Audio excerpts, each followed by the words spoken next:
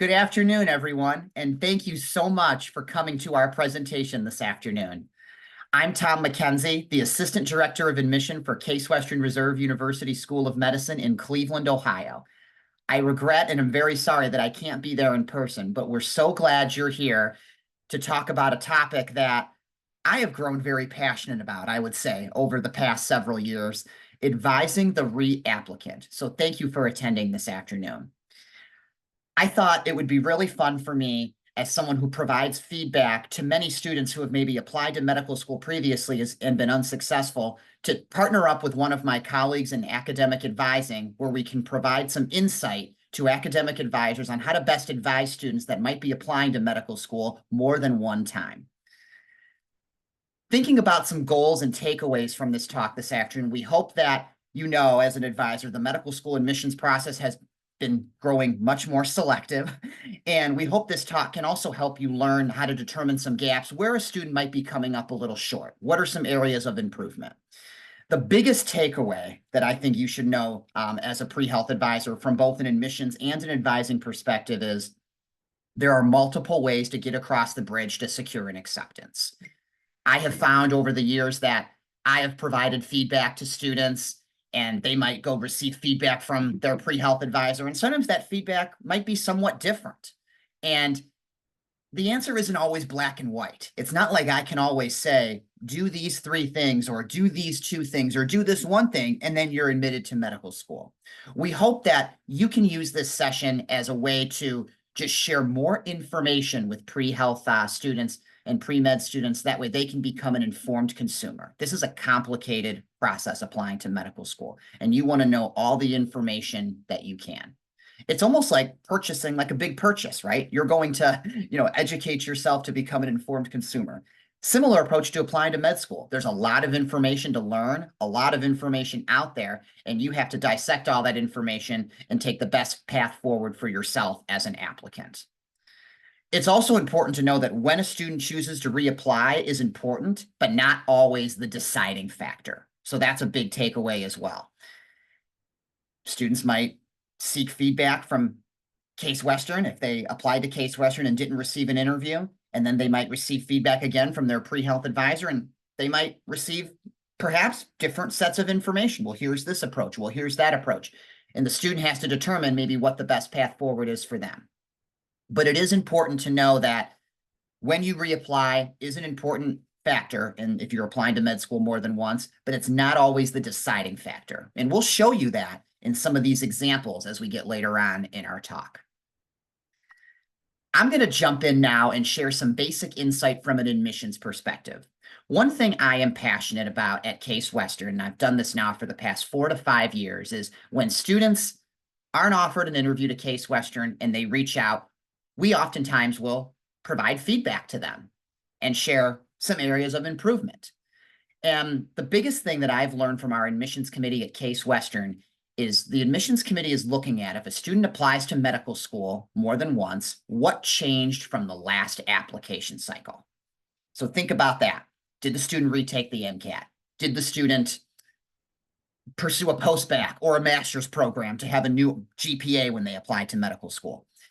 That's probably one of the most important things to the application, the academic readiness, and can you handle the academic rigor of med school? But some other things, did the student add more patient care exposure? Did they have a particular research experience? Did they have more community service hours?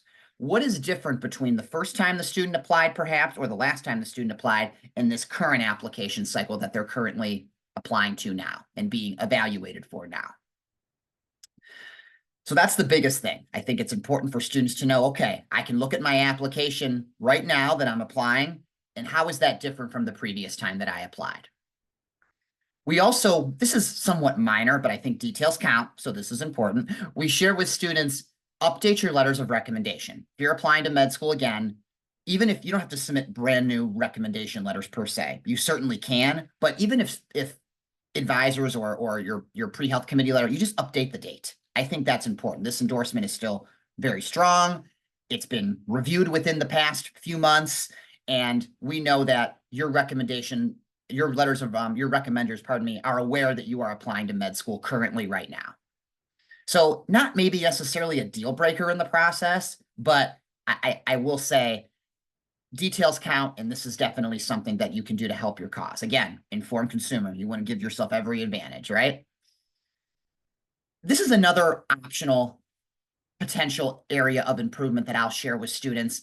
Share briefly about what you learned from the previous cycle. It doesn't have to be a long, drawn-out essay. I would do this in the secondary application. There are times, sometimes, if it fits appropriately, I advise applicants to acknowledge their previous application cycle. Not anything big or dramatic or anything like that. Just give a nod to the situation and move on. Even just a few sentences is fine. Here's what I learned from my previous cycle. Here's what I've done since.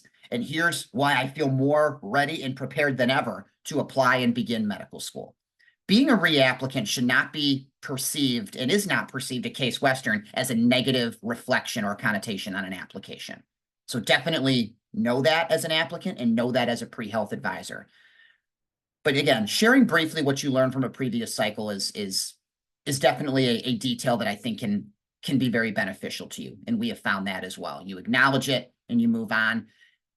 In the secondary application is fine. If it fits into one of the essay prompts, we have an optional essay that you can share anything else that you want the admissions committee to know about you. So if it fits in and is kind of like a good presentation of yourself in the secondary application, that's also something to think about as well. So not maybe necessarily a deal breaker, but definitely something to think about. To kind of piggyback off of that for the next piece here, I also always encourage students to express interest in the schools they are applying to. And you can do this in the secondary essays.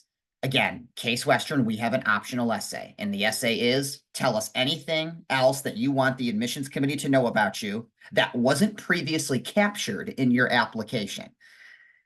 I find that we see a lot of this at Case Western now more and more because, how do I say this? Almost like a job interview. We don't want to offer a position to someone who's not going to take the job. I find that we're not only reviewing applications for qualifications, but we're also reviewing applications for, well, if we offer this student an interview, what are the odds they're going to matriculate, right? That can also really be a game changer. I really feel strongly about that. I've even had students mention me by name. I was able to get some feedback from Tom McKenzie in admissions at Case Western. I was able to attend this pre-health expo at the University of Cincinnati or the University of Michigan, and I met Case Western. I was on I went to a presentation. I was on a Zoom call and Case Western spoke. Or take that same approach for all the medical schools that you apply to. I think that's really invaluable advice a student can receive from an advisor. Like, I've done my research on the school, and I've done my research on the city, the patient population, and this is why I would be a good fit. Again, in a huge pool of thousands of applications, it's not just about qualifications and academics, and it is, but it's also, if we offer an interview to the student, what are the odds they matriculate? This goes without saying and can probably be from an advising a standpoint as well. Reevaluate your school list. Look at your fit, look at the school, and look at if maybe you're competitive for that school based upon your GPA, their MCAT, your GPA, your MCAT, and that MCAT, and that school's MCAT median, excuse me. And also encourage students to apply both MD and DO. So the moral of the story is cast a wide net. That's big. You want to be able to cast a wide net to give yourself the best possible opportunity to be admitted. It's becoming, I think, more and more common now for students to apply both MD and DO instead of just one or the other. So that's definitely an option as well that I think is a potential increased opportunity and more likelihood of an acceptance. And again, DO might not maybe be your best fit. And that's, again, individual based on the applicant, depends on their career goals. So again, these are not things you have to do. These are just things to share with students to inform them to become an informed consumer. All right, kind of getting a little deeper into the weeds now with interviewing. So this is a long cycle, as we know, and you have to apply and then you have to interview. So kind of thinking about communication with admissions offices. This is very different depending on the admissions office, but at Case Western, I'm going to share, we love receiving application updates post-interview. So if you interview for med school, we do traditional one-on-one interview, so we're not MMI, but we do traditional one-on-one, and if you send thank yous, I think that's a must for wherever you interview, but say you stay in touch, say you send us an application update, say later in the springtime, you send us a letter of interest or a letter of intent if you are being held for future consideration or maybe on a school's alternate or wait list. I think staying in touch with admissions can be a game changer. Again, we would offer admission to students, maybe off the alternate list or wait list. What are the odds they're going to matriculate, right? That's really, really important. A lot of times when we're evaluating our alternate list or holding students for future consideration and we have to make acceptances, we're looking at, well, who's reached out to us? Who's expressed interest since the interview? If someone hasn't expressed interest at all and someone else has, obviously we're looking at interview feedback, the application, but we're probably going to go with the individual more often than not that has reached out and taken that initiative. I don't think that reaching out to a medical school once every month, 2 months or so is like creepy or like stalkerish at all. Truly, I think that shows like taking initiative. That shows that you're committed to the school. Every single admissions office and every single medical school receives post-interview updates differently. Some schools might not accept letters of interest or letters of intent. Some schools might not even respond if a thank you letter or an email such as a letter of interest or application update is sent. And students have to kind of read into that. As an informed consumer and as an applicant, you have to read into that. You have to think, okay, this school doesn't accept letters of interest or letters of intent. They told me I probably shouldn't send one. I perhaps, because that's the response I got from that particular school. That's a little different than maybe from Case Western, who responded maybe positively. Every admissions office is structured differently. So again, you have to kind of live with the consequences of those actions, whether they be positive or maybe they be negative, perhaps, right? Every admissions office is different. So you have to read into that and pay attention on the interview day for maybe what's appropriate and what's not. What you think is appropriate and what's not.